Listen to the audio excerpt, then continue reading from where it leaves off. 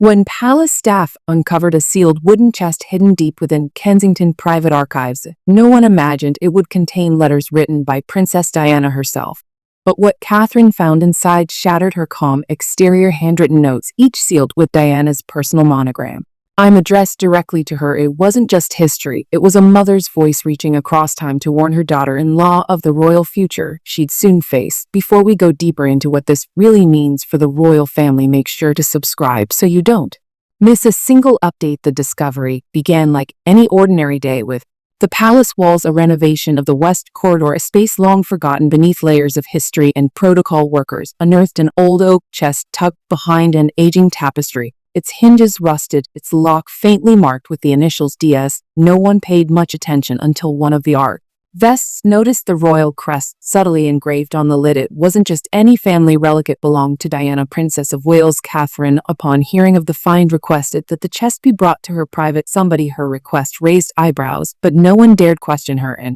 Inside, layers of carefully folded linen concealed a small bundle wrapped in silk. The archivist explained that it appeared to be personal correspondence from the late 1982, possibly related to Diana's charity work or family letters. But when Catherine noticed her own name written, delicate blue ink on one of the anvil obs, time seemed to stop. It wasn't possible. How could her name, Catherine, appear, and handwriting belonging to a woman who had passed away years before she even joined the royal family? The realization struck like lightning. This wasn't a coincidence. This was intent. Her pulse quickened as she traced the letters with her fingertips, recognizing the unmistakable grace of Diana's penmanship. The envelope was sealed with a wax emblem bearing the familiar intertwined D and C, a symbol Diana had used during her marriage to Prince Charles. The words beneath it were chillingly personal to the future Princess of Wales. Catherine felt the air grow heavy around her. For years, she had lived under Diana's shadow, a woman revered, adored, and mourned beyond measure. But this was something different. This was a connection beyond death. The palace archivist, uncertain how to proceed, suggested alerting the royal historians immediately. But Catherine's instincts overruled formality. She quietly thanked the staff, dismissed them for the day, and locked the door behind her. Alone in the dim light, she placed the envelope on her desk and stared at it, her heart trembling between fear and longing.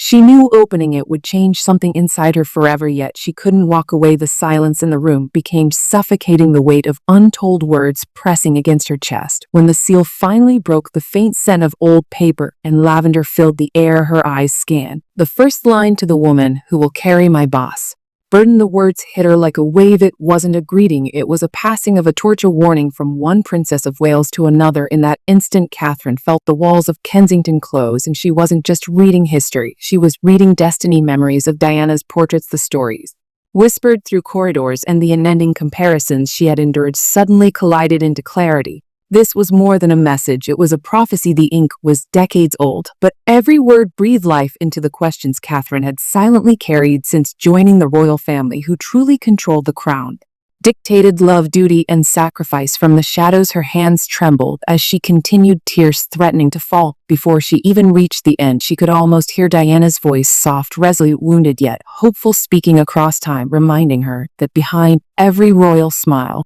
as a story untold. That night, the palace slept, unaware of the storm that had just been awakened. As Catherine sat alone reading those first words from Diana, she had no idea these letters would reveal secrets that could fracture the royal family forever. The first letter began with words that felt impossible.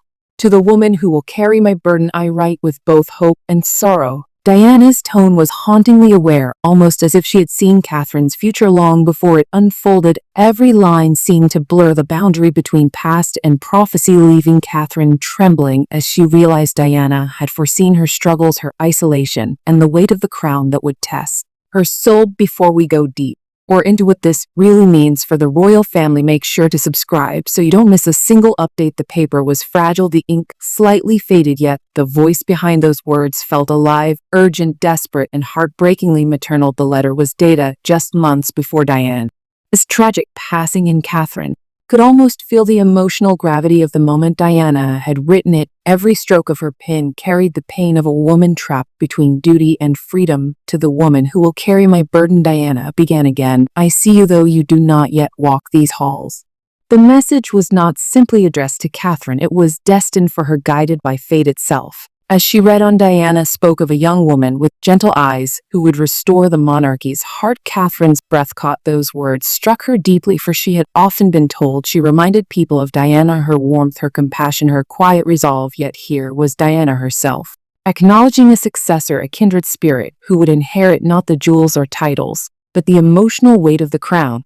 Diana's words carried both blessing and warning, shaping Catherine's understanding of her own destiny. Then came a line that changed the tone entirely. The palace is a silent battlefield of love and duty. Catherine read it again and again. The phrase echoed her own experience of days filled with currencies and expectations, where smiles concealed exhaustion and protocol muffled truth. Diana described how power within the royal circle did not rest in crowns, but in silence, the ability to endure without breaking. And now Catherine realized she was walking the same tightrope Diana once had. The law letters, emotion deepened with every sentence.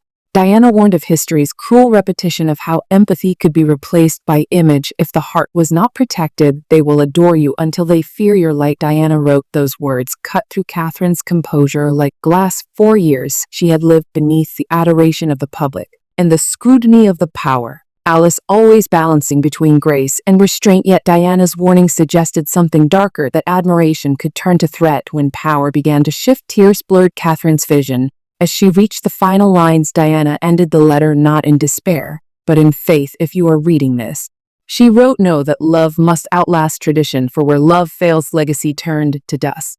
It was more than a message, it was a commandment from one woman to another, a plea to keep humanity alive in a system that often demanded sacrifice over sincerity. Catherine folded the letter with trembling hands, for heart pounding with both awe and fear. She finally understood what Diana meant by burden.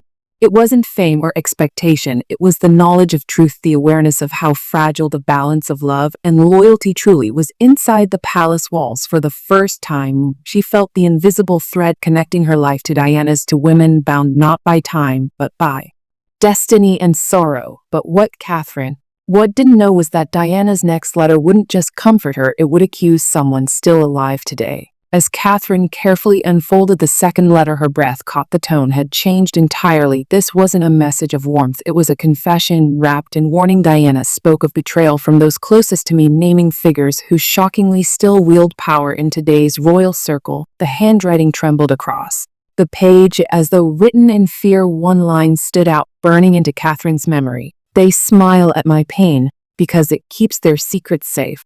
The words struck like thunder. This was no longer a private reflection of heartbreak, it was testimony, wrong and unfiltered. Diana had written not as a princess seeking comfort, but as a woman preparing for war against an institution that had betrayed her trust. The letter hinted at manipulation from high-ranking royal aides, individuals Diana described as masters of illusion who could twist truth into obedience. She spoke of days when her every move was monitored, her emotions documented, her freedom quietly dismantled under the guise of protection. Catherine felt her stomach tighten. This wasn't paranoia, it was a glimmer into a system designed to control its own. As she read further, the tone sharpened. Diana wrote that trust is currency in this palace, and I have none left. Each word was deliberate, as though she knew one day someone would find these letters and finally understand. Catherine could almost sense Lena seeping through every line, the exhaustion of a woman trapped between her heart and the crown. It wasn't the voice of a rebel, it was the voice of a mother stripped of allies, desperate to protect her truth from being rewritten by others. Then came the line that made Catherine freeze. There is a woman whose ambition will eclipse love. The sentence bled accusation. The phrasing was deliberately cold, almost prophetic. Catherine reread it over and over, the implication becoming heavier. With each repetition, her mind flickered to her own recent tensions with Camilla, unspoken friction that had simmered quietly behind smiles and ceremonial gestures. The comparison was impossible to ignore. Diana's warning transcended time, echoing directly into Catherine's reality as if meant for her eyes alone. But it was the next passage that left her breathless. Diana referenced a crown that was never meant to be hers. It was a chilling phrase, cryptic yet unmistakable in its meaning. Catherine felt an invisible shiver of recognition. The line carried a double edge, one of prophecy, one of defiance. It was as though Diana foresaw a struggle over the heart of the monarchy itself, one that would not end with her passing. For Catherine, it suddenly became clear Diana had not written these letters as fragments of grief, but as warnings carved into time. The deeper Catherine read, the more she realized Diana had seen her destiny unfold long before she ever stepped into The palace, these weren't coincidences. They were patterns repeating themselves across generations of women burdened by the same expectations, the same invisible chains. What Diana endured in silence, Catherine was now living in echoes. And somewhere between those echoes lay a truth that could shatter everything the crown was built to protect. Her hands trembled as she reached the final line, the ink slightly smudged as if Diana's tears had touched the page. When the truth is buried beneath duty, it read loyalty becomes the sharpest weapon.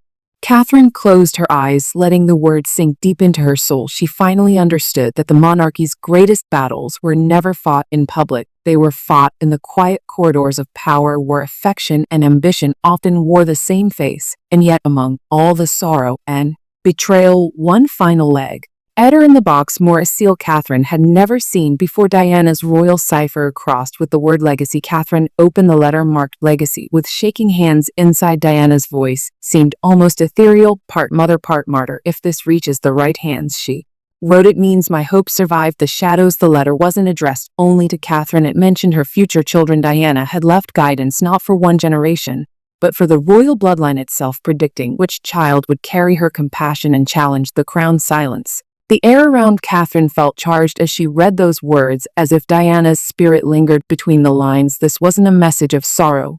It was a prophecy written by a woman who seemed to know that her truth would one day find its way into hands strong enough to protect it. Diana wrote that her truest wish was for love, have to guide the monarchy's future, not fear, not control, but love. For she believed could outlast scandal, criticism, and betrayal. She confessed that where she had failed, the next generation might succeed, and her hope rested in the hands of a woman and her children who would reshape the heart of the crown. Catherine's pulse quickened as her eyes traced the next line. Diana described a granddaughter who will remind the world of innocence reborn. The phrasing was poetic yet hauntingly specific. Catherine instantly thought of Princess Charlotte, her grace, her quiet strength, the way she carried herself with a poise that felt far beyond her years. It was as though Diana had somehow seen her coming, as though time itself had folded to deliver this message directly to Catherine's heart. The realization sent a shiver through her, the understanding that this was not coincidence, but a deliberate passing of purpose.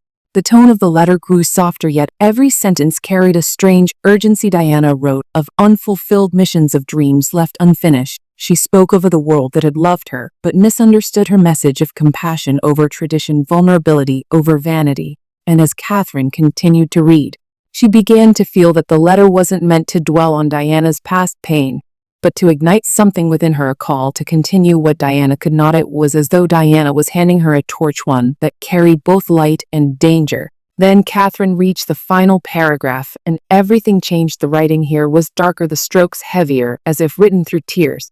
Beware those who rewrite my story, Diana warned. The line seemed to bleed from the page. Catherine froze, her heart pounding. She knew exactly what that meant. History had painted Diana as a tragic figure, admired yet constrained, loved yet misunderstood. But this warning implied something deeper, that there were still those who manipulated Diana's memory to shape the monarchy's image, twisting her truth for their own survival. Catherine realized then that these letters were not just emotional farewells or wistful reflections. They were a map. Every word, every symbol, every phrase carried meaning. Diana had left breadcrumbs pointing towards something greater than legacy and reckoning. The idea consumed Catherine's thoughts. She could feel it now, the pieces connecting, the unspoken secrets hidden beneath decades of polished appearances and royal smiles. It was no longer curiosity, it was responsibility. Her mind raced through the possibilities. Who else knew of these letters? Who had buried them for so long? And why? If Diana had truly written these with such precision, then someone powerful must have ensured they stayed hidden. And that realization lit a fire inside Catherine. She could no longer remain silent. The truth Diana had entrusted to her was far too important to stay buried within palace walls. That realization drove her to confront the one person who had guarded Diana's history most closely and whose loyalty had long been in question. In the quiet halls of Clarence House, Catherine sought out of fear. You're long associated with Diana's final days as her former private secretary, now working under the king. When Catherine presented the letters, his expression darkened. You weren't meant to see those, he whispered. His cryptic tone made Catherine realize the truth. The palace had known about these letters all along. Someone had deliberately kept them hidden until now, and perhaps never wanted them found at all. The silence that followed was suffocating. Catherine stood from her voice steady, but her pulse racing as she demanded answers about the chest's origins, the Secretary hesitated, his eye as flickering with unease. He admitted it had been sealed under special royal instruction, his tone careful, as though every word was being weighed against invisible consequences. That phrase alone struck Catherine like a blow. Special royal instruction. It meant the highest authority, and the land had ordered those letters to be locked away, buried, erased from history. But why? When she pressed further, his composure began to crack. His refusal to name who issued the order told her more than any confession could. The silence that lingered between them was thick with implication. Catherine's mind turned instantly toward King Charles. Could he have intervened, not out of malice, but to protect reputations, to preserve the carefully constructed image of the monarchy? Or was there something deeper, a truth so unsettling that even the king couldn't allow it to surface? The thought consumed her, and yet she could see in the secretary's eyes that there was fear not of her, but of the consequences of honesty. Her frustration grew as she tried to reason with him, reminding him that Diana's words weren't a scandal, they were history, a voice that deserved to be heard. But he wouldn't meet her gaze. His loyalty was torn between two worlds, the truth he once served and the institution that now defined his silence. That tension cut through Catherine's resolve. She could see the man trembling under the weight of secrets too dangerous to speak. And in that moment, she understood what Diana must have felt, surrounded by loyalty that served the crown, not the person. The conversation ended without closure. Catherine left Clarence house carrying more questions than answers, her mind storming with doubt and disbelief. As she walked away, one thought echoed relentlessly: what else had been hidden? The deeper she ventured into Diana's world, the more she realized how many layers of silence had been built to protect certain truths.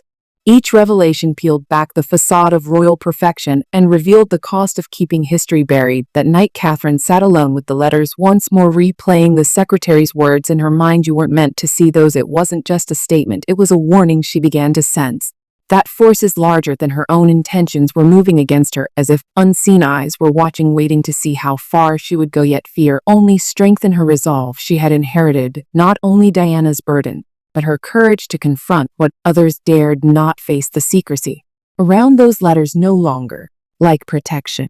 It felt like betrayal. Catherine knew that somewhere within the palace walls someone had made the decision to silence Diana's truth, and that silence had stretched across decades, staining every generation, since she could no longer look at the gilded halls of the monarchy the same way. They weren't merely symbols of power, they were eons of secrets, and she was now holding one that could shake them all. The answer came sooner than expected when one of Diana's former aides reached out to Catherine with a revelation that rewrote everything. Just days later, an anonymous message arrived at Kensington Palace.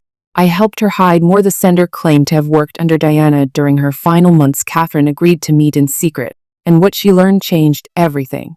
There weren't just 3 letters, there were 12, and the missing ones contained Diana's plans for a new future, one she intended to share with the world before she died. The words in that message sent shockwaves through Catherine's mind. She read countless times, trying to make sense of what it could mean. Until now, she believed the letter she possessed were Diana's only surviving writings, emotional fragments preserved by fate. But this revelation shattered that belief. The anonymous source claimed to have been part of a trusted circle, people who had helped Diana record and safeguard her thoughts when she no longer trusted the